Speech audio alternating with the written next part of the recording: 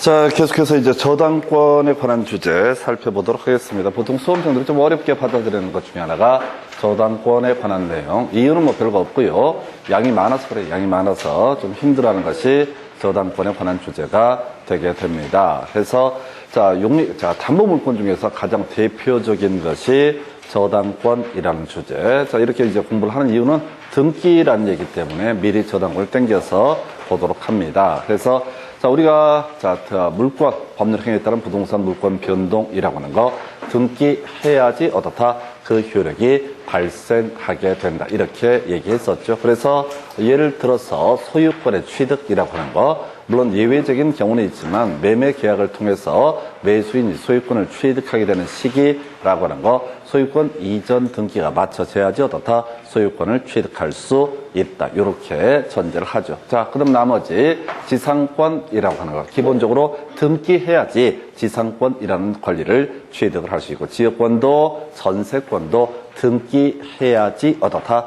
그 권리가 발생한다. 물론 시험 문제에서 이슈가 됐던 게 법정 지상권, 건물 전세권의 법정 갱신이라고 해서 등기 안 한 상태에서도 새로운 건물의 소유자 등에 대해서 토지 소유자에 대해서 주장할 수 있는 법정 지상권, 건물 전세권의 법정 갱신이 있지만 기본적으로 등기해야지 어떻다 소위 물권은 성립하게 된다. 마찬가지 논리구조로 저당권이라고 하는 것도 등기해야지 어떻다 저당권이라는 권리가 발생하게 됩니다. 저당권은요, 보통 채권자가, 일반적으로 채권자가 돈 빌려주고 채무자가 채무를 변제하지 않았을 때 경매에 붙여서 팔아가지고 그 채권을 회수하기 위한 것을 가리켜서 뭐라고 한다? 저당권이라고 부르게 됩니다. 그래서 이 저당권의 기본 본질은 뭐라고요? 경매 청구할 수 있는 권리. 이게 가장 본질적인 권리가 되게 된다라고 해서 자, 저당권 설정 계약, 설정 등기를 통해서 저당권은 성립하게 될 텐데요. 물론 법정 저당권이라는 게 있는데 그건 거의 시험 문제에 안 다뤄지니까 소위 계약에 따라 성립하는 약정 저당권이라고 해서 자, 설정 계약하고요. 설정 등기라고 하는 것이 있어야지 저당권은 성립하게 된다. 미리 말씀드리면 거의 출제 안 되는 영역입니다.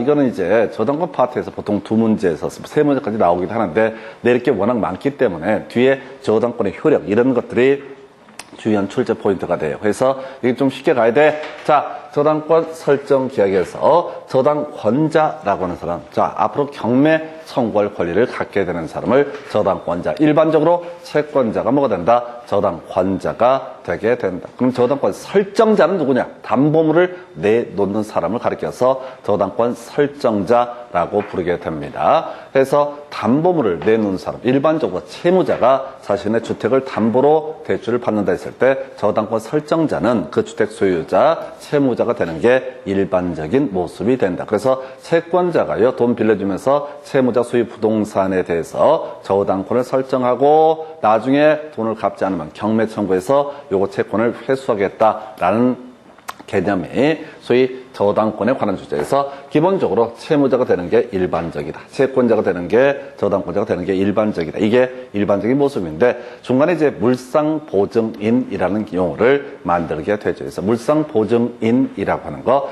자, 자신이 돈을 빌리는 것이 아닌데, 자신이 돈을 빌리는 것은 아닌데 채무자를 위해서 자신의 담보물을 제공하는 사람을 가리켜서 물상보증인이라고 부르게 됩니다. 그래서 지금 저당권 설정자라는 것은 채무자 또는 물상보증인이 되게 될 것이고, 이에 대응해서 채권자가 뭐가 된다? 저당권자가 되는 게 일반적인 모습. 다만 예외적으로 제3자가 저당권자가 되는 경우도 존재할 수 있다. 아주 오래전에 지분 1개짜리 큰 놈이 없어요. 그래서 이렇게 저당권 설정 계약 체결하게 될 것이고요. 그 다음에 부동산에 대해서 보통 저당권을 설정한다라고 이렇게 설명을 드리게 되는데, 부동산의 소유권을 담보로 해서 어떻다? 저당권을 설정할 수 있다. 근데 앞에서 공부할 때 지상권이나 전세권을 담보로도 뭘 할 수 있다? 저당권을 설정할 수 있다. 시험 문제 포인트 24회 때인가 23회 때 나왔던 주제, 지역권이라고 하는 것은 어떻다? 저당권의 객체가 될 수가 없다. 지역권은 양도할 수 없기 때문에 지역권을 담보로 저당권을 설정하는 것은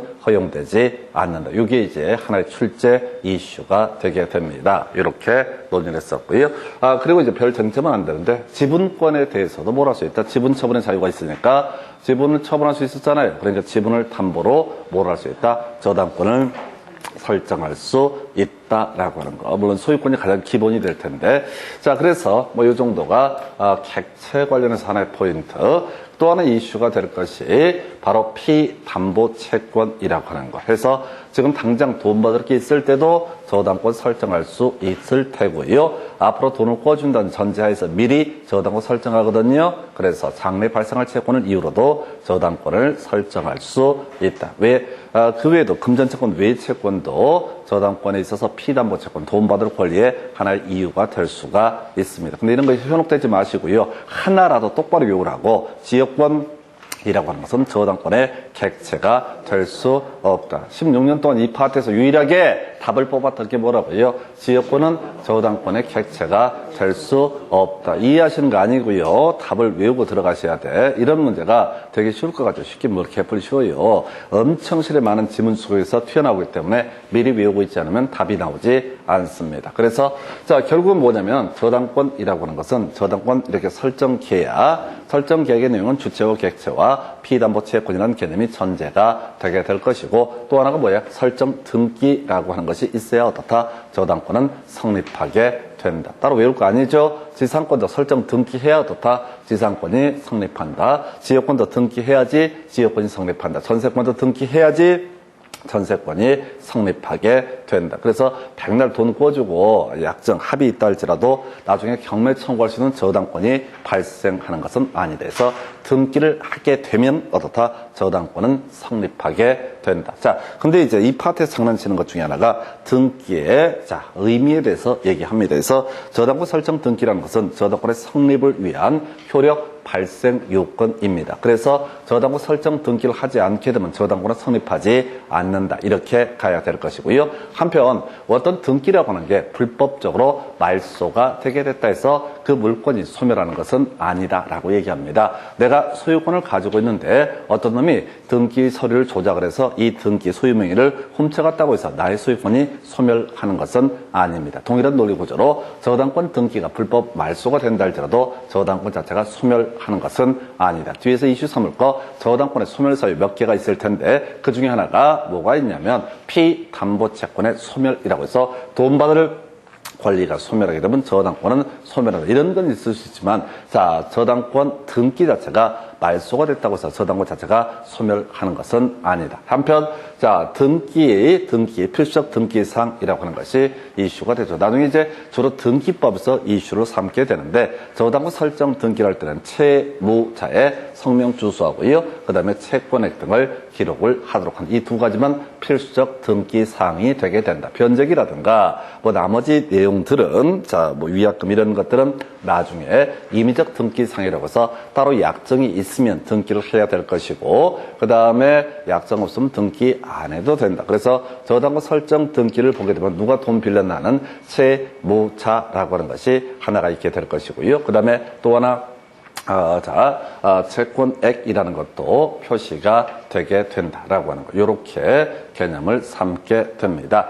자, 그리고 나서요, 불법 말소세 들어도 저당권은 소멸하지 않는다. 이렇게 되어 있는데 큰 의미 없어요. 쫓아가시면 안 돼. 몰입하면 안 돼. 자, 저당권에 있어서 지역권을 담보로 어떻다? 저당권을 설정할 수는 없다. 요거 하나 이슈. 나머지는 다 사이드 지문으로 구성을 하게 됩니다. 이건 쉽게 가셔야 돼. 다시 갑시다. 저당권 뭐라고 그랬어요? 자, 돈 안 갚으면 경매 청구 등을 할 수 있는 권리. 이게 가장 저당권의 본질적인 권리가 될 것이고, 이때 저당권은 저당권 설정 등기를 통해서 성립하게 될 텐데, 저당권 설정 등기에는 채권액, 돈 받을 권리, 얼마를 꿔줬는지 하는 채권액하고요, 채무자의 성명, 주소 등이 표시가 되게 된다. 이게 저당권의 취득에 관한 기본적인 구조. 그 다음에 저당권의 소멸이라고 하는 주제가 나오게 될 텐데요.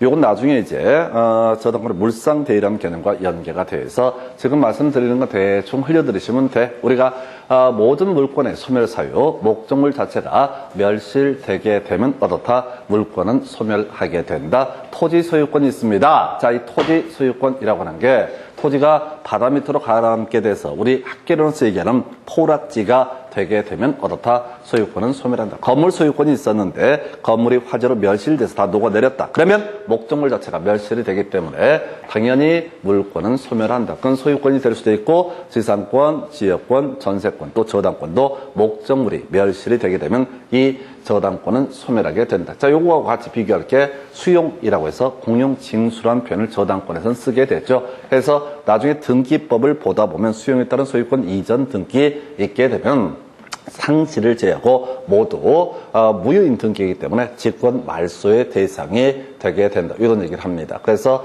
수용당하게 되면 어떤 토지에 관한 수용권이 이루어지게 되면 이때는 저당권 등 각종의 권리는 모두 다 소멸하게 된다. 무효가 되게 됩니다. 그래서 이 두 가지에서 나중에 이슈가 되는 것이 이 목적물이 멸실해서 파생되는 문제로서 뭐가 있냐면 저런 게 있죠. 목적물이 멸실해서 화재보험금 청구권이라는 것이 나올 수가 있어요. 화재보험금. 그 다음에 공용징수에서 나오는 것이 수용보상금이라고 하는 개념이 있을 수 있습니다. 이 두 가지 부분에 대해서 저당권자가 우선적으로 돈을 받아낼 수 있는 것을 저당권의 물상대위라는 개념을 잡게 됩니다. 그래서 큰 이슈 안 되고요. 그 다음에 이제 중복돼서 할 얘기. 자, 혼동이라고 하는 거. 이런 식이죠. 갑소유의 X 부동산에 대해서 이라는 사람이 돈을 빌려주고 저당권을 가지게 된다. 근데 이 저당권자가 어떤 이유로 이 부동산의 소유권을 취득을 하게 되면 다른 권리가 없다고 전제가 됐을 때 이 저당권은 혼동으로 소멸하게 된다. 해서 한 사람에게 두 개의 권리가 귀속됐을 때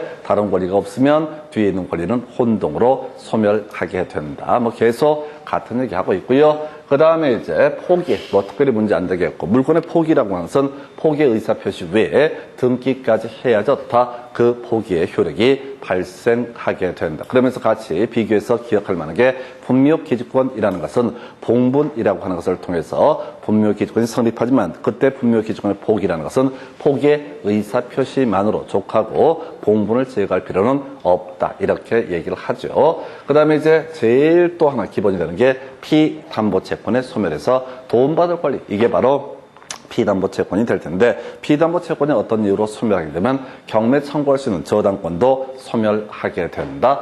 해서 피담보채권이 소멸하는 사유가 두 가지가 있을 텐데 첫 번째가 돈을 갚아버렸을 때 변제가 이루어지게 되면 어떻다? 설령 저당권 등기가 있다 할지라도 저당권은 소멸하기 때문에 돈을 받은 상태에서는 경매 청구를 할 수가 없다. 또 하나가 민법상 채권의 소멸시효 10년이라고 되어 있습니다. 10년 동안 돈을 받지 못했다. 아무런 조치를 취하지 않는다. 그러면 채권의 소멸시효 완성에 따라서 자, 피담보채권이 소멸하게 될 것이고 그때 저당권도 같이 소멸하게 된다. 이런 식으로 전제를 하죠. 그 다음에 경매라고 하는 거. 자, 우리 경매 얘기하면 그런 얘기 있었죠. 자, 말소 기준 권리. 오늘 뒤에 뭐 얘기할 텐데 어떤 경매가 진행되면 무조건 이게 말소 기준 권리가 뭐냐를 찾아봐야 돼. 말소 기준 권리라는 게 저당권, 근저당권, 담보가 등기, 압류 등기, 가압류 등기, 경매 개시 결정 등기 중에서 가장 선순위에 있는 권리를 뭐라고 한다? 말소 기준 권리. 그래서 경매가 진행되면 말소 기준 권리는 위치를 불문하고 무조건 매각으로 소멸하게 된다. 이런 내용들 나올 테고요. 뭐 이 정도까지 해서 무효인 등기 유형은 나중에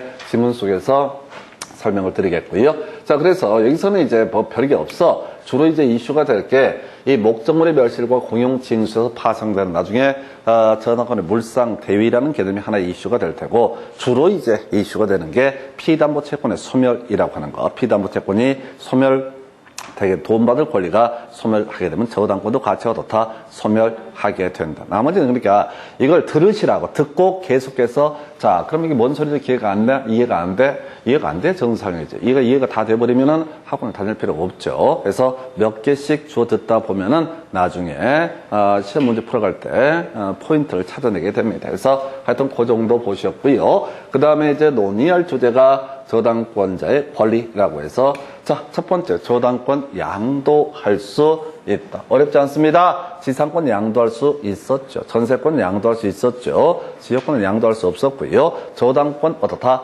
양도할 수 있다. 소유권도 양도할 수 있었죠. 근데 양도하려면 기본적으로 뭘 해야 된다? 이전 등기라고 하는 것을 해야 되죠. 소유권을 가지고 있습니다. 소유권 양도할 수 있습니다. 매도인, 매수인 이름으로 소유권 이전 등기가 실행이 되게 되면 매수인은 소유권을 취득을 하게 된다. 지상권자가 자신의 지상권을 다른 사람에게 팔고 이전 등기까지 해주게 되면 지상권, 지상권의 매수인이 지상권을 취득을 하게 된다. 전세권 마찬가지고요. 저당권이라는 것도 당연히 어떻다? 양도할 수 있고, 저당권 이전의 효력이라고 하는 것은 저당권 이전 등기가 있어야만 어떻다? 이전의 효력이 발생하게 된다. 뭐 이렇게 이제 하게 되는데, 물론 시험 문제에서 이렇게 구성을 하죠. 저당권은 담보한 채권과 분리해서 타인에게 양도할 수 없다라고 하는 거. 달리 표현하면 저당권하고 피담보 채권을 묶어서 함께 양도하는 것은 어떻다? 문제가 되지 않는다. 해서 저당권을 양도할 때는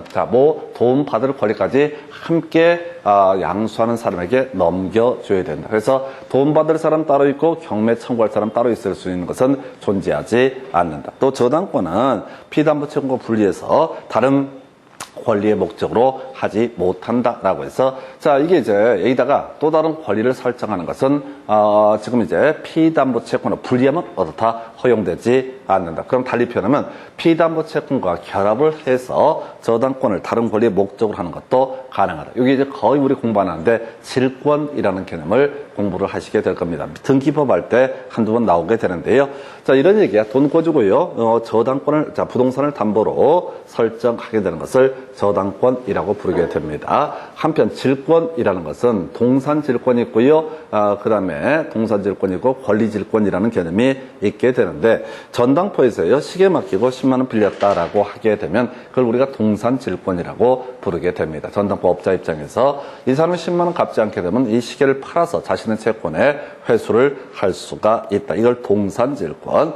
그 다음에 유가증권 이런 데다가 이걸 담보로 해서 돈을 빌려주고 돈을 갚지 않게 되면 요거 팔아버릴 수 있는 것을 권리질권이라고 부르게 됩니다. 그래서 권리질권의 가장 대표적인 케이스가 주식을 담보로 대출을 하는 경우가 있습니다. 주식을 담보로 대출을 해준 사람 입장에서는 이 사람이 돈을 갚지 않게 되면 주식을 팔아서 자신의 채권에 회수할 수 있다. 뭐 이런 식의 논리 구조예요. 그래서 이 저당권도 유가증권이기 때문에 이 저당권을 담보로 돈을 빌리는 경우도 가능합니다. 빌려주는 경우도 있습니다. 그래서 이게 이제 어디서 공부하냐면 학교론 파트에서 저당의 유동화라는 개념이 나오게 되죠. 학교론 금융론 파트에서 저당의 유동화라고 해서 그런 거 있었죠. MBB라고 하는 거, MPTS, CMO 이런 것들이 바로 저당권을 담보로 해서 돈을 융통하는 그런 방법이 되게 됩니다. 그렇다 치고 여기서 이제 민법으로 돌아와서 한정돼서 보게 되면 항상 포인트가 뭐야? 채권, 그 담보한 채권, 피담보 채권과 분리해서 양도 등을 하는 것은 어떻다? 허용되지 않는다. 아마 저당권 파트에서 제일 쉬운 문제가 이 얘기를 가지고 분리해서 양도할 수 있다. 분리해서 다른 권리의 목적으로 할 수 있다. 이런 것들이 출제 포인트. 앞에서 거의 2개 페이지에 걸쳐서 딱 하나, 뭐 있었지? 바로 지역권은 저당권의 객체가 될 수 없다. 그 얘기 있고, 이 얘기는 쉽게 낼 때 거의 출제 이슈가 되는 게 뭐라고요? 저당권은 피담보채권, 그 담보한 채권과 분리해서 양도 또는 다른 권리의 목적으로 하지 못한다. 이런 게 출제 이슈. 그 다음에 이제 저당권, 물권입니다. 해서 다시 물권 하게 되면 소유권부터 시작을 해야 되죠. 소유자라고 하는 사람, 자신의 소유권을 지켜내기 위해서 소유권의 침해 등이 있게 되면은 이때 소유권에 기한 물권적 청구권 행사할 수 있습니다. 우리 먼저 반환 청구권이라는 개념이 있었죠. 소유자 자신의 소유물을 정당한 권원 없이 점유한 사람에 대해서 그 반환, 인도를 청구할 수 있다. 이게 이제 반환 청구권. 따라서 정당한 권원에 의해서 소유물을 점유하고 있는 사람에 대해서는 반환 청구권 행사할 수 없다. 방해 배제 또는 방해 제거 청구라고 해서 크게 내 토지 위에다가 누가 불법적으로 건물을 축조하게 되면 건물을 축조한 사람, 그 사람의 승계인에 대해서 바로 철거를 청구할 수 있다. 혹시 그 건물에 임차인이 있게 되면 주택을 청구할 수 있다. 혹시 내 소유 부동산에 대해서 불법적인 등기가 있으면 그 부분에 대해서 등기를 지워달라고 하는 거, 등기 말소 청구를 할 수 있다. 이런 게 방해, 배제 청구의 한 내용이 되게 될 것이고,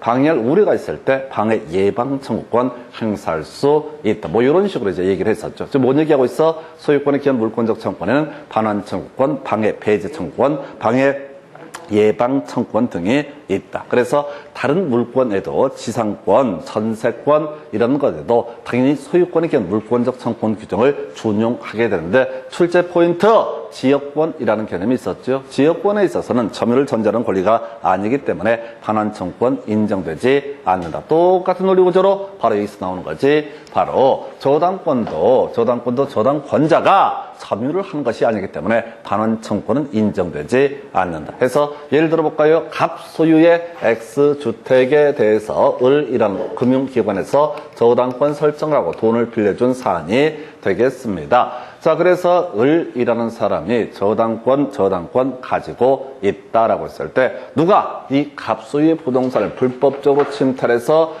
병이라는 사람이 점유하고 있다고 했을 때, 을이 야 목적물을 돌려줘라고 할 권리는 어떻다? 존재하지 않는다. 그래서 지역권 파트하고요, 그 다음에 저당권 파트에서 공통적인 이슈 물권적 청구권 관련해서 반환 청구권 인정되지 않는다라고 하는 거. 반환 청구권은 인정되지 않는다. 지금 우리 뒤지게 많이 한 것 같은데 3개 하셨습니다. 첫 번째 이슈, 지역권을 담보로는 저당권 설정할 수 없다. 두 번째, 저당권이라고 하는 거, 피담보 채권과 분리해서 양도, 또 다른 권리 목적으로 할 수 없다. 세 번째, 저당권자 반환 청구권은 인정되지 않는다. 그러면 이제 방해 배제나 방해 예방 청구권 등은 인정되게 된다. 이런 논리 구조가 되게 될 것이고요. 자, 물상대위 단독으로 한 문제 구성하는 영역이 되겠습니다. 물상대위라고 해서, 자, 일단은 법조문 가지고 보면 이렇게 되어 있습니다. 저당 목적물의 멸실 또 공용 징수로 인해서 저당권 설정자가 받게 될 금전이나 그 밖의 물건 등에 대해서 저당권을 행사할 수 있다. 저당권의 가장 본질적 내용은요, 아까 중간중간에 제가 경매 청구라는 말씀을 드렸는데, 사실은 경매 청구를 통해서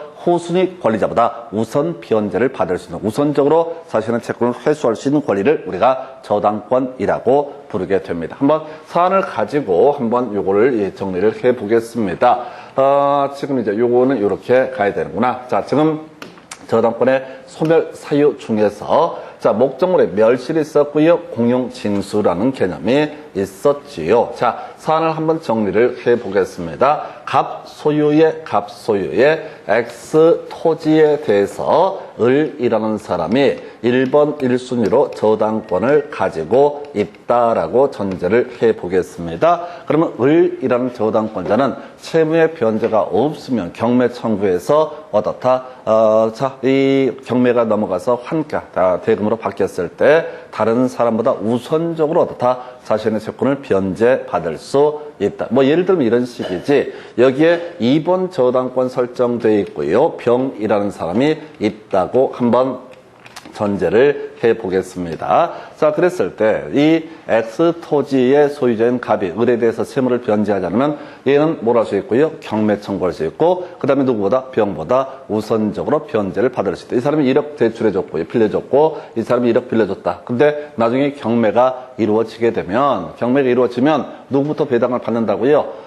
을부터 배당을 받는다. 자, 이 환가대금, 경매대금이 1억 5천이다라고 했을 때 누가 전부 배당을 받고, 을이 먼저 1억을 배당을 받고, 그 다음에 병이 나머지를 어떻다? 배당을 받는다. 이 사람에 대해서 수많은 권리자가 있을 거야. 다시 우선 배당의 의미라고 하는 거. 경매 청구는 과정이고요, 종국적인 목적은 뭐라고요? 우선 변제, 우선 빚을 자기 채권부터 회수하는 것을 우선 변제권이라고 부릅니다. 그래서 저당권의 본질적인 내용은 뭐라고요? 우선 변제권에 있다라고 할 것. 이렇게 하나의 기본 구조가 되게 됩니다. 자, 똑같은 논리 구조로 갑소유의 Y 건물에 대해서 지금 을이라는 사람이 1번 저당권을 가지고 있고요, 병이라는 사람이 2번 저당권을 가지고 있다. 뭐 나머지 등기 안 된 채권자가 쭉 있을 수가 있다고, 어찌 됐든 간에 경매가 진행이 되게 되면 1번 저당권자인 을부터 어떻다? 우선 변제를 받을 수 있다. 이게 저당권의 의미가 되게 됩니다. 그래서 대출해 줄 때 담보가치를 따져봐야 되는 거죠. 담보가치를 따져봐서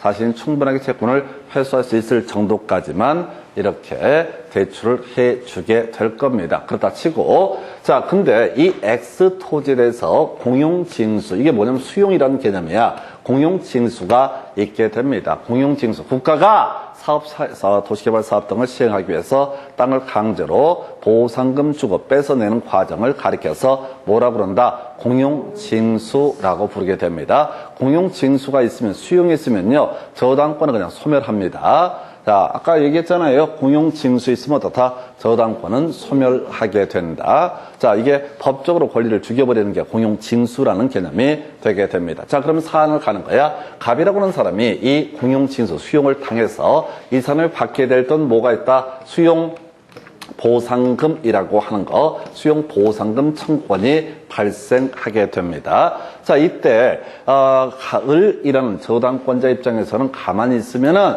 저당권은 소멸하고 자기의 채권을 회수할 방법이 없게 되는 거죠. 그래서 갑이 받게 될 이 수용 보상금 청구권에 대해서 야, 나부터 먼저 이걸 배당을 받겠다라고 하는 거. 이걸 우리가 저당권의 물상대비. 자, 뭔 소리냐면 물건 위에. 그게 이제 물건이라는 건 수용 보상금 청구권이 될 텐데 그 물건 위에 저당권을 집행하는 것을 저당권의 물상대위. 자, 집행한다는 얘기는 뭐라고요? 우선적으로 변제를 받을 수 있다. 이렇게 가게 되는 겁니다. 그래서 다시 정리하면 수용 보상금 청구권에 대해서 저당권자 뭐라 할 수 있다? 저당권을 실행할 수 있다. 이걸 우리 법에서는 물상대위권을 행사한다라고 이렇게 얘기를 하게 됩니다. 똑같은 논리 구조래요. 갑 소유 Y 건물에 대해서 저당권자 을이 존재합니다. 근데 이게 화재로 완벽하게 소실되게 됩니다. 건물이 다 녹아내렸어요. 자, 그래서 이때 건물이 녹아내리게 되면 이 을이라는 저당권자는 지금 채권을 회수하기 위해서 경매를 붙일 수가 없죠. 물건이 사라져버리니까 저당권은 소멸하게 됩니다. 한편 이 사람이 받게 될 돈이 있다고 치십시다. 이게 화재 보험금 청구권이다 라고 한번 전제를 해보겠습니다. 자, 그래서 이 부분에 대해서 저당권자가 야야야 나부터 그 돈을 받겠다라고 하는 저당권의 행사라고 하는 거, 이걸 저당권의 물상대위라고 부르게 됩니다. 논리 구조가 이렇게 가야 돼. 저당권이 공용징수나 목적물의 멸실 등으로 소멸이 됐을 때 저당권 설정자 누구죠? 갑을 뭐라 부른다? 저당권 설정자가 받게 될 금전 등에 대해서 우선적으로 저당권을 행사해서 우선적으로 변제를 받을 수 있는 것을 가리켜서 저당권의 물상대위라고 부르게 됩니다. 해서 이게 저당권의 물상대위. 다시 이제 문장을 가지고 설명을 드리게 되면 이런 식이죠. 저당권자, 지금 아까 을이라는 사람입니다. 저당 목적물이 멸실됐습니다. 그럼 무슨 문제? 화재 보험금 청구권이 발생할 수 있다. 한편 저당 목적물이 공용징수로 인해서 공용징수가 되게 된다. 그럼 저당권 소멸하거든요. 이때 저당권 설정자가 받게 될 금전 등에 대해서 저당권을 실행해서 우선 변제를 받을 수 있다라는 개념을 저당권의 물상대위라고 부르게 됩니다. 다만 절차적으로요. 압류라고 하는 것이 필요합니다. 저당권자가 저당권 설정자가 받게 될 금전, 물건 등에 대해서 저당권을 행사하기 위해서는 자, 저당권자 또는 제3자가 그 물건 또는 금전이 지급되기 전에 미리 압류를 해야 된다라고 이렇게 되어 있습니다. 해서 의미를 설명드리면 이런 논리 구조가 되게 되는 거예요. 지금 자, 갑이 소유하고 있는 X 토지에 대해서 수용 보상금이 지급되기로 확정이 됐습니다. 이때 저당권자는 법원에다가 압류 신청을 합니다. 저거 팔지 못하게 해라 라는 압류 신청을 하게, 자, 딴 데 주지 마라 라는 압류 신청을 해서 압류 효력이 발생하고요. 화재 보험금에 대해서도 압류 신청을 하게 됩니다. 그렇게 해서 일단은 누구한테 저당권 설정자에게 저 금전이 들어가지 못하게 막은 상태에서 저당권을 실행하는 것을 저당권의 물상대위. 근데 이때 스스로 압류를 하는 것도 가능하고 제3자가 얘한테 받을 돈이 있어서 또 압류를 하는 경우도 가능하다. 해서 누가 됐든 간에 압류가 이루어진 상태에서 저당권자가 후순위 권리자보다 우선 변제 받을 수 있는 것을 가리켜서 뭐라고 그런다?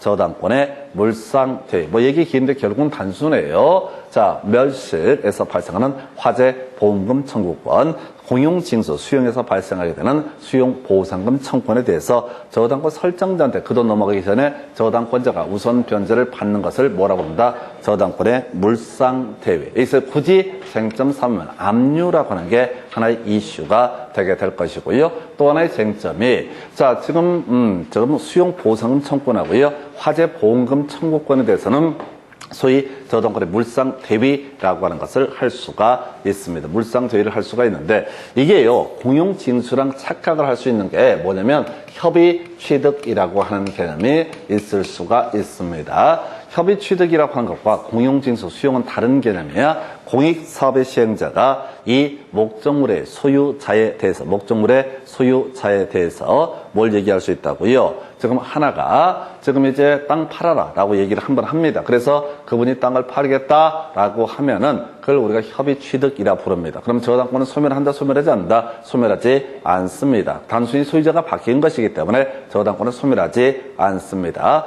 저당권이 소멸하는 건 뭐라고요?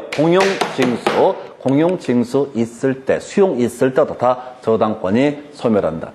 저당권이 소멸됐을 때 물상대위권이라는 것을 행사할 수 있다고요. 답을 외우시라고. 자, 물상대위권 행사할 수 없는 게 뭐라고요? 협의취득이라고 하는 거. 협의취득은 단순하게 소유자가 바뀐 상태에 불과하기 때문에 저당권 자체가 소멸하지 않고 저당권이 소멸하지 않기 때문에 물상대위권 행사할 수 없다라고 하는 거. 자, 갑시다. 공용징수. 자, 목적물의 멸실 따라서 수용보상금, 화재보험금 청구권에 대해서 아직 그 돈이 저당권 설정자에게 지급되기 전에 압류 절차를 거쳐서 우선적으로 변제받을 수 있는 것을 저당권의 물상대위라고 부르게 된다. 그래서 협의취득이라고 하는 것은 뭐가 아니다. 이게 저당권 소멸 사유가 아니기 때문에 물상대위권을 행사할 수 없다. 뭐 이것만 갖고 뒤지겠네요. 근데 이제 이것도 못 풀어가 틀린 사람이 부지기수지. 그래서 하여튼 저당권의 물상대위. 요거는 아마 지금 제 기억이 맞으면 7년 동안 한 2번 나오고요. 그럼 단독으로 한 문제 내는 이슈가 되게 됩니다. 지금 하나, 둘, 셋, 네 번째,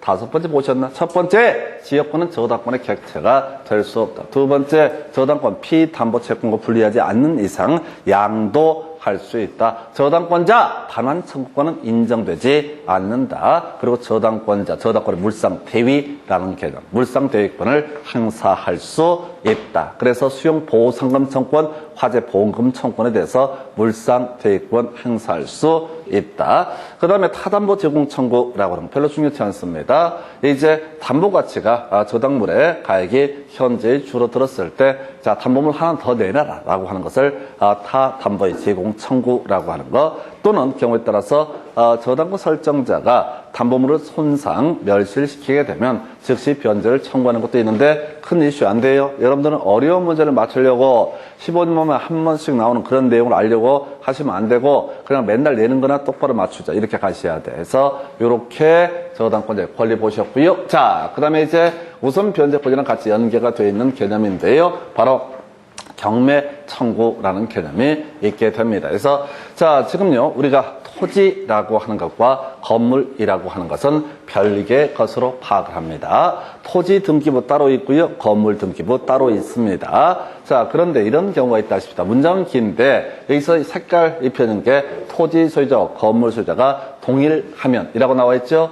토지 소유자와 건물 소유자가 동일하면 뭐라고 할 수 있다? 일괄 경매를 청구할 수 있다. 단순화시켜야 돼. 자, 토지 소유자와 건물 소유자가 동일하게 되면 다 일괄 경매를 청구할 수 있다. 문장 읽지 말래니까요. 찾아보지도 말고 그냥 일괄 경매 기본 논의의 전제는 뭐야? 토지 소유자와 건물 소유자가 동일했을 때 그때만 뭘 할 수 있다? 일괄 경매를 청구할 수 있다. 먼저 지금 외우라고. 일괄 경매 청구는 토지 소유자와 건물 소유자가 동일하다는 전제가 쌓여 있을 때 뭘 할 수 있다? 일괄 경매를 청구할 수 있다. 이런 식의 논리구조. 갑소유의 X 토지 위에 갑소유의 Y 건물이 존재하고 있다. 예를 들어서 X 토지에 대해서 저당권을 가지고 있는 을이라는 사람이 갑이 돈을 갚지 않으니까 토지에 대해서 저당권을 실행하는 건 별개의 문제로 혹시 그 상황에서 이 Y 건물이 존재하고 있다면 Y 건물이랑 같이 묶어서 어떻게 할 수 있다? 일괄 경매를 청구할 수 있다. 경매 청구 당시를 기준으로 해서 이게 두 개의 물건이 한 사람에게 속해 있을 때 그때만 뭘 할 수 있다? 일괄 경매를 청구할 수 있다. 이런 경우도 있겠네요. 갑소유의 X 토지라는 것과 갑소유의 Y 건물인데 갑소유 Y 건물에 대해서 을이 저당권을 가지고 있는 경우가 있다. 자, 근데 돈을 갚지 않으니까 을이 지금 경매 청구를 하려고 한다. 그때 뭐까지 같이 묶어서 경매 청구할 수 있다. 토지까지 묶어서 일괄 경매를 청구할 수 있다. 언제? 경매 청구할 당시에 토지 소유자와 건물 소유자가 동일하게 되면 어떻다? 일괄 경매를 청구할 수 있다라고 해서 외울 게 뭐라고요? 일괄 경매 청구는 나머지 쳐 읽는 게 아니라 토지 소유자와 건물 소유자가 동일했을 때 이걸 머릿속에 외우고 들어가야 된다니까요. 제발 뭐 내용도 모르면서 지문 좀 읽어보지 마요. 아무런 의미 없어요. 외우셔야 돼. 그래서 일괄 경매, 키워드 일괄 경매면 동일했을 때 그럼 이제 논리 구조가 일어나는 거지. 지금 을이 X 토지 저당권을 가지고 있는데 경매 청구를 하려고 보니까 Y 건물의 소유자가 병으로 되어 있다. 그럼 당연히 일괄 경매 청구할 수 없는 것이고요. 똑같은 논리 구조로 갑소유 X 토지와 Y 건물이 있는 상태에서 저당권이 설정이 되는데 이 X 토지가 병한테 소유권이 넘어가 있는 상태다. 그러면 을은 당연히 없다. 일괄 경매를 청구할 수 없다. 일괄 경매를 청구하려면 뭐와? 토지 소유자와 건물 소유자가 동일했을 때. 키워드 뭐라고요? 일괄 경매. 일괄 경매 나오면 뭐야? 토지 소유자와 건물 소유자가 동일했을 때 일괄 경매를 청구할 수 있다. 이걸 외우셔야 된다고. 이걸 안 외우면은 사례를 막 읽어봐. 그래서 경우의 수가 토지 소유자가 바뀌었다가 다시 원래 소유자로 바뀌었다가 뭐 등등 대가리를 굴리고 막 쳐 있게 됩니다. 아무런 의미 없어요. 그 내용 모르면서 읽었다고 해서 그냥 항상 지금 기억하실 게 뭐냐면 1분당 한 문제야.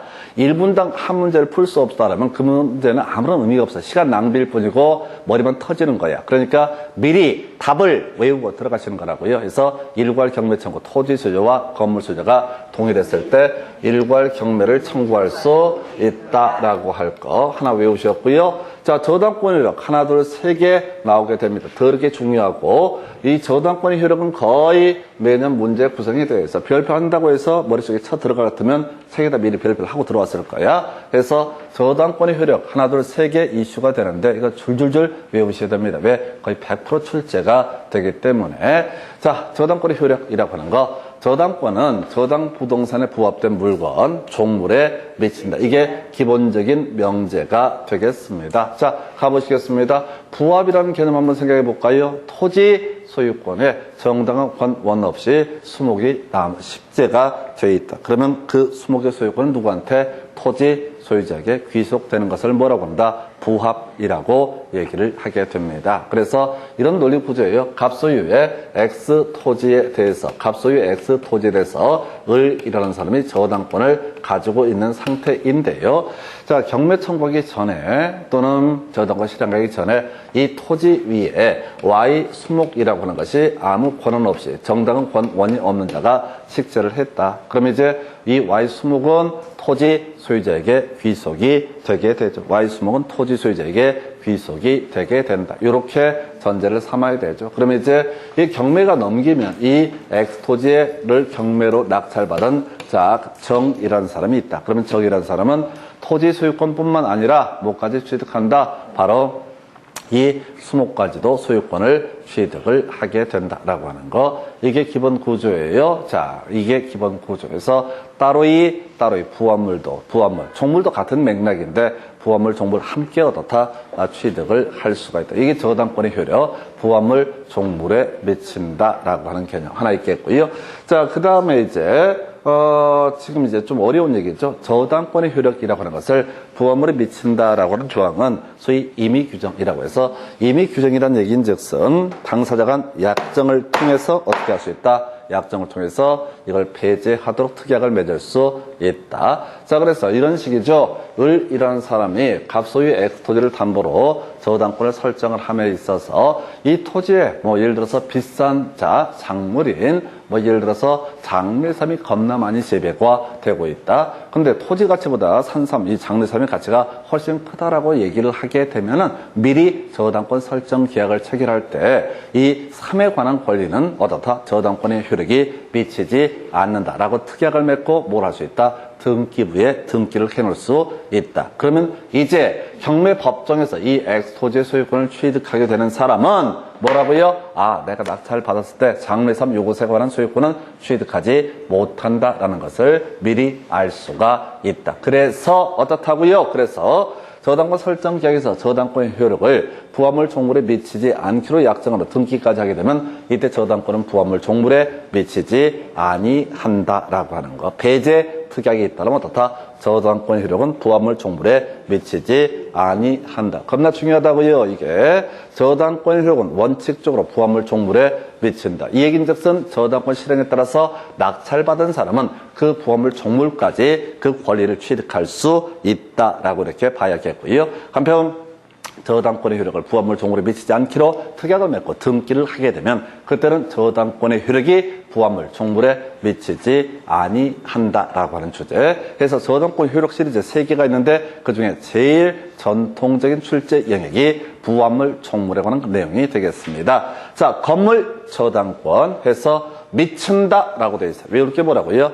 건물 저당권 미친다. 건물 저당권 미친다. 지난 시간에 여러분들 전세권 할 때 이런 사안을 설명을 드렸습니다. 전세권의 효력 등 하면서 상린관계에 관한 규정 준용되게 된다. 이런 것들 하나가 있었고요. 그 다음에 이제 이슈가 되게 될 거 상린관계에 있었고 건물 전세권, 지상권에 임차권에 미친다. 이런 거 있었어요. 다시 그래서 외울 게 뭐라고요? 미친다. 문장을 쳐 외우지 못하니까 키워드 미친다라고 외워야 돼. 근데 얘는 사령으로 구성이 될 수가 있고요. 저당권 효력 얘기할 때 묶어서 구성이 될 수 있으니까 설명드릴 텐데 먼저 요거부터 갑시다. 갑소유의 X 토지에 대해서 을이 지상권을 가지고 있다. 이 지상권을 가지고 있는 사람이 이 토지에다 Y 건물을 신축을 하게 된다. Y 건물을 신축을 하고 이 Y 건물을 담보로 해서 갑을평이라는 사람에게 전세권을 건물 전세권을 설정을 해주게 되면 건물 전세권이라는 것은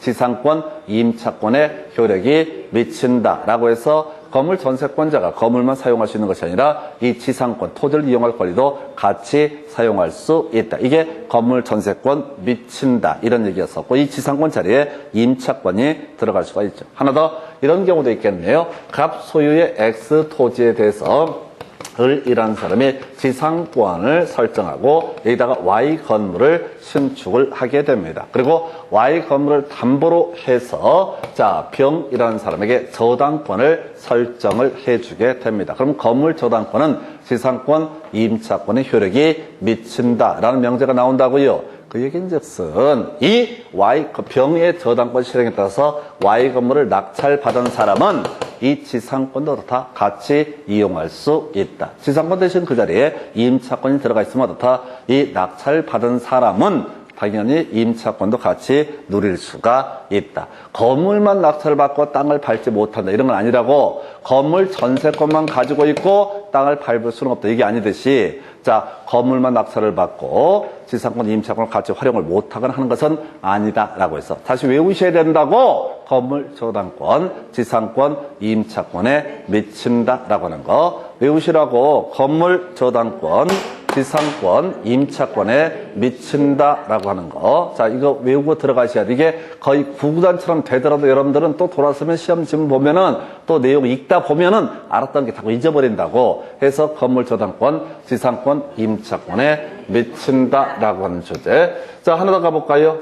지금 과실 수취권이라고 해서 요게 하나의 이슈, 요게 하나의 이슈가 되게 되는데 과실 수취권이라고 하는 거 이게 지금 저당권 효력 중에서 제일 특이한 주제예요. 지금 저당권 효력 부합물 종물에 미친다 요거 나와 지겹게 냈었고 그 다음에 이제 건물 저당권 지상권 임차권에 미친다 이런 거 나왔고 그 다음에 좀 어려운 게 바로 과실수취권.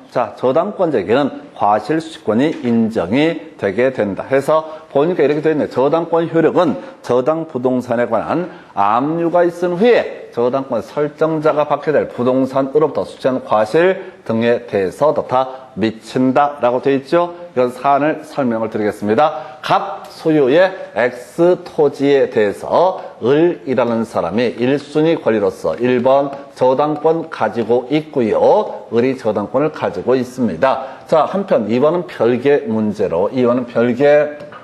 문제로 뭐가 있을 수가 있냐면 갑소유의 X 토지에 대해서 자, 병이라고 하는 사람이 두 번째 권리로서 임차권을 가지고 있다. 병이라는 사람이 임차권을 가지고 있다라고 전제를 해보겠습니다. 자, 그리고 임차권 등기도 되어 있고요. 임차권 등기의 내용을 보니까 매년, 자, 매월 1일 날 차임을 지급하기로 한다라고 이렇게 약정이 되어 있어요. 그러면 사안을 정리하면 이런 식이지. 갑이라는 사람은 을한테 돈을 빌리고 저당권 설정을 해준 사안이고, 병한테 이걸 임대차 계약을 통해서 차임을 매월 1일 날 받기로 약정이 된 상태입니다. 자, 근데 이 을이라는 사람이 갑이 돈을 갚지 않으니까 경매 신청을 합니다. 그래서 우리가 공인중개사법 할 때 공부하겠지만 이때 경매 들어갑니다라고 외부에 발표하는 것을 경매 개시 결정의 등기라고 부르게 될 테고, 경매 개시 결정의 등기가 있으면 이걸 압류 효력이 발생했다라고 해석을 하게 됩니다. 칠판을 봐야지 뭐 책을 봐요. 책을 보면 뭐 한다고. 다시. 지금 힘들어도 이걸 해야 된다니까요. 어렵다고 책 본다고 해결이 안 돼. 해서 다시. 지금 이게 제일 어려워요. 자, 저당권 설정되어 있고요. 임차권 설정되어 있는데, 임차권의 내용을 보니까 매월 1일 날 차임을 지급하기로 한다라고 약정이 되어 있다고요. 그런데 그와는 별개 문제로 갑이 돈을 안 갚으니까 을 저당권자 이 아이가 경매 신청을 한다고. 그러면 이제 경매 개시 결정의 등기가 이루어진다고요. 이걸 우리가 법에서 민사집행법에서는 압류 효력이 발생한다라고 얘기를 한다고요. 이게 언제냐면은 10월 이게 경매 개시 결정 등기가 10월 25일 날 이루어지게 됩니다. 예를 들어서 그럼 이제 이 얘기를 왜 하냐면 11월 1일이 되게 되면은 이 아이는 누구한테 바로 갑에게 차임 지급해야 되죠. 매월 1일 날 차임 지급하기로 했으니까 당연히 갑에게 차임을 지급을 해야 되죠. 차임을 지급을 해야 된다고. 자, 이게 이제 기본 구조가 될 텐데 지금 압류의 효력이 발생했죠. 압류 효력이 발생했죠? 근데 그러면 저당권의 효력은 압류 효력이 있은 후 어떻다? 이 과실에 차임채권에 미친다라고 되어 있다고요. 저당권의 효력은 자, 차임채권에 미친다라고 되어 있다고요. 그 얘기는 이제 뭐냐면 이 10월 25일 날 경매 개시 결정의 등기가 이루어져서 압류 효력이 발생하면 11월 1일 날 누가 병이라는 사람이 갑에게 지불할 차임이라고 하는 것을 나한테 넘겨달라라고 어떻게 할 수 있다? 주장할 수 있다. 이게 바로 뭐라고요? 저당권의 효력은 압류 효력이 발생 후에 발생한 그 목적물로부터 발생한 과실에 대해서도 그 효력이 미친다라고 해서 다시 이 사례를 외워야 돼. 자, 을이 저당권자이고 병이 임차권자이고 매월 1일 날 차임을 누구한테? 갑에게 지급을 하기로 약정이 돼 있는 상태다. 그래서 근데 전제 요건이 아까 우리 저당권 효력이라고 하는 것은 압류 효력이 발생 후에 발생한 차임 과실에 대해서도 그 효력이 미친다라고 이렇게 돼 있다고요. 저당권 효력은 압류가 있은 후에 그 부동산에서 발생하는 과실에 대해서 다 그 효력이 미친다라고 되어 있다고요. 그래서 10월 25일 날 압류 효력이 발생한 상태에서 11월 1일 날 임차인 병이 갑에게 뭘 해야 된다고요? 차임을 지급해야 될 텐데 저당권자가 자 아까 저당권의 물상대의처럼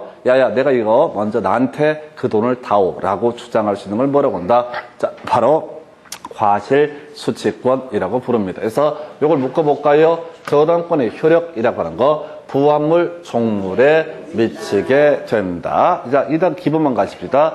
저당권의 효력은 부합물 종물에도 미친다. 그러니까 낙찰받은 사람, 부업물, 종물까지 함께 어떻다 그 권리를 취득을 하게 된다. 건물 저당권, 지상권, 임차권에 미치게 된다. 그래서 건물 저당권 실행에 따라서 건물을 낙찰받은 분 입장에서는 뭐까지 바로 토지를 사용할 수 있는 권리까지 같이 취득을 하게 된다. 이런 논리 구조가 되게 될 것이고요. 그리고 제일 어려웠던 게 저당권의 효력, 압류의 효력이 발생한 후에 발생한 과실 수취권, 과실에 대해서도 그 저당권의 효력이 미치게 된다라고 이렇게 되어 있습니다. 다시 세 개 외우셔야 돼. 저당권은 부합물, 종물에 대해서도 그 효력이 미친다. 누구 입장에서? 낙찰받은 사람 입장에서 토지 저당권 실행에 대해서 낙찰을 받았으면 그 부합물, 종물도 이걸 취득을 하게 된다.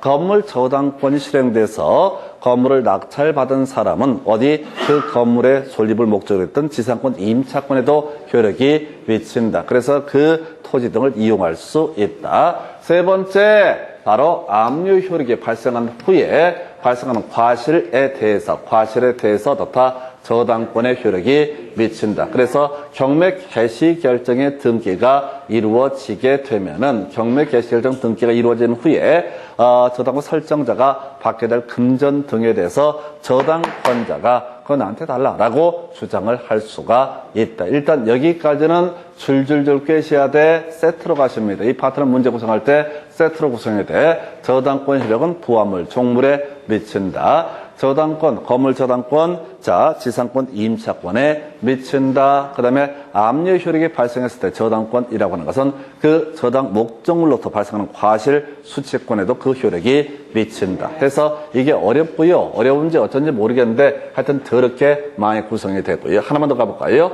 자, 지금 저당권자 이미 앞에서 경매 청구에서 후순위 권리자보다 우선 변제를 받을 수가 있다라고 설명드렸습니다. 이게 이제 저당권의 본질인데, 자, 우선 변제의 범주라고 하는 것 한번 볼까요? 자, 우리가 앞에서 저당권이라고 하는 거 설정 등기를 할 때 채권액하고요, 채무자의 성명, 주소라고 하는 것이 있었지요. 그래서 당연히 저당권 실행을 통해서 받게 될 금전에는 원본이라는 표현을 쓰는데 원금은 당연히 포함되게 될 것이다. 그리고 아마도 저당권 설정 계약을 체결할 때 이자 당연히 약정을 할 겁니다. 그러면 경매를 통해서 그동안 받지 못한 이자도 받아낼 수가 있다. 한편 변제기를 어겼을 때 이자와는 별개의 문제로 위약금을 혹시 약정을 했다라고 한다면 그 위약금도 받아낼 수가 있다. 우선 여기까지. 그리고 하나만 더, 저당권의 실행 비용이라고 하는 것 나와 있죠?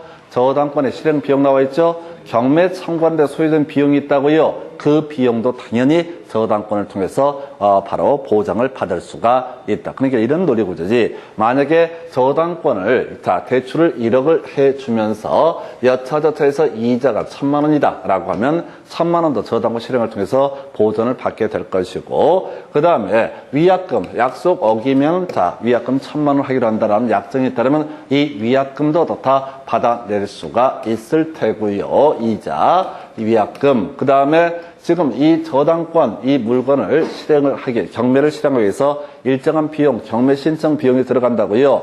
그러면 낙찰되는 돈 중에서 경매 실행 비용도 당연히 받아낼 수가 있을 것이고, 다시 원본, 이자, 위약금, 그 다음에 저당권 실행 비용, 이런 것들을 보전을 받을 수가 있다. 자, 그러면서 같이 이제 나와야 될 것이 지금 지연배상액이라고 되어 있죠.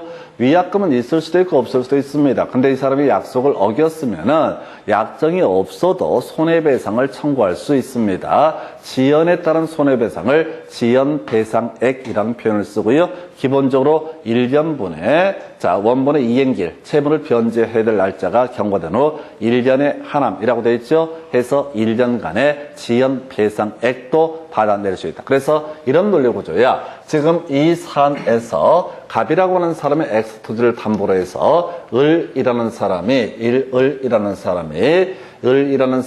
지금 저당권을 가지고 있는데 등기된 내용을 보니까 채권액이 1억에 해당이 되게 될 것이 채권액이 1억에 해당이 되고 이자 묶어서 1,000만 원이라고 되어 있고 세 번째 위약금이라고 하는 거 1,000만 원이라고 이렇게 되어 있다고 치자고요. 그러면 경매를 붙이겠죠. 그러면 이 사람이 원본 1억 받아낼 수 있고 이자 받아낼 수 있고 그 다음에 뭐라고요? 지금 위약금 1,000만 원에서 1억 2천 외에 저당권의 실행 비용도 다 받아낼 수 있다. 이 물건 자체가 1억 5천에 낙찰이 됐다라고 했을 때 딸랑 1억만 받는 것이 아니라 원본, 이자, 위약금이라고 하는 거, 그 다음에 저당권 실행 비용 300만 원 들어갔으면 300만 원도 배당을 받을 수 있고 마지막이 1년간의 지연 배상액이라고 하는 것도 다 받아낼 수가 있다. 해서 이렇게 저당권 실행을 했을 때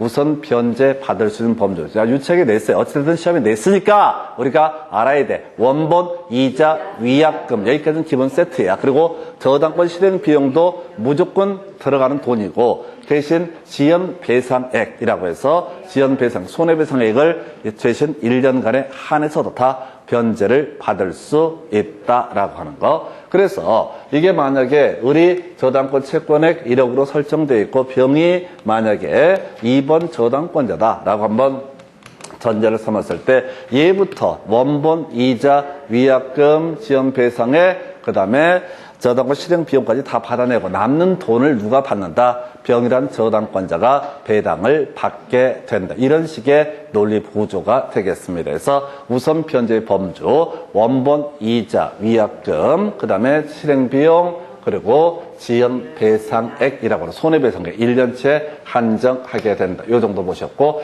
그 다음에 이제 경매 얘기는 요즘에 거의 구성이 되지 않는데 간단하게 보고 뒤에서 요거 문제 가지고 봐야 돼. 이건 이제 제가 민법 파트는 요즘에 출제가 안 되고 있는데 아까 중간중간에 설명을 드렸었죠. 자, 경매가 진행되게 됩니다. 그럼 낙찰을 받는 사람이 있을 거야. 낙찰을 받는 사람이 그 물건의 소유권 등을 취득을 하게 될 텐데 기존 물건에 있던 각종 권리 모두 지워지게 된다. 기준점이 뭐라고요? 말소 기준 권리. 말소 기준 권리는 저당권, 근저당권, 담보가 등기, 압류, 가압류, 경매, 개시 결정 등기 다 경매와 관련된 권리입니다. 등기입니다. 자, 그래서 이런 등기 6개 중에서 가장 선순위에 있는 권리를 말소 기준 권리라고 부르게 된다. 그래서 경매가 진행되면 말소 기준 권리라고 하는 것을 포함해서 말소 기준 권리에 대항할 수 없는 그 밑에 있는 권리는 기본적으로 매각으로 소멸하게 된다. 그래서 말소 기준 권리보다 선순위에 있는 권리는 낙찰 받은 사람이 인수를 하게 될 것이고요. 그 다음에 유치권 등은 역시 매각으로 소멸하지 않는다. 일단 이렇게